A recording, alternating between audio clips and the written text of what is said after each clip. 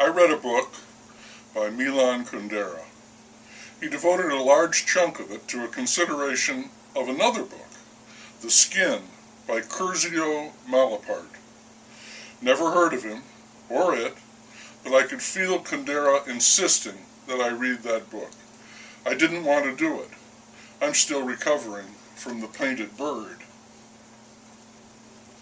I knew from what Kundera wrote that the book was not going to be a pleasant read. There were Jews nailed to trees along the road, all crying out. There was a beloved dog gone missing that was found at a veterinary research clinic, fully conscious, its body cavity opened surgically, a probe stuck in its liver.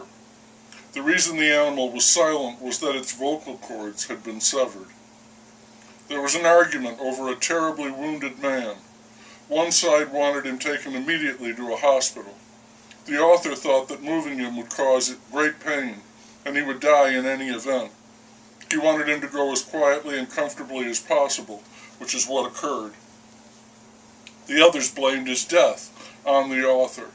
And there was the man run over by a tank, crushed flat into a carpet of skin, which was carefully picked up and turned into a flag. So there was plenty of reason to avoid the book. But I could not. Kundera said it was medicine. I did not want to take that medicine. You have to, he said. You are suffering from an illness, naivete. The medicine will cure you. After you take it, you will be aware. The book was around the house for about 2 weeks like a dormant snake, because I was busy doing other things. I was busy doing other things because I didn't want to wake the snake, though I knew eventually I would have to. It was as if I had made a pact, a promise to Kundera. Curzio Malaparte is a pseudonym, Malaparte meaning the bad side as opposed to Bonaparte, the good side. Malaparte deserves the bad side in full measure. Malaparte delivers the bad side in full measure. His character, Malaparte, is a military liaison officer between Italy and the Allies, mainly the Americans, in World War II. He mocks the Americans, sometimes more gently, throughout the book, like this: no one on earth save the Americans can move about with such easy, smiling grace among people who are filthy, starving, and unhappy.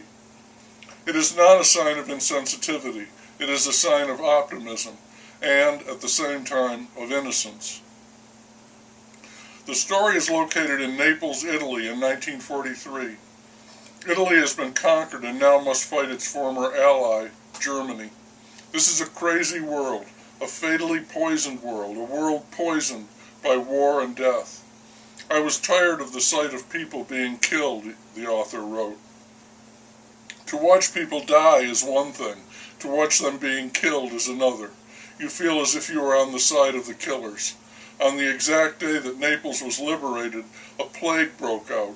Except this was a moral plague, a spiritual plague, nonetheless destructive and deadly. Nothing was left in Naples, Malaparte reports. Nothing in Europe. Everything is destroyed.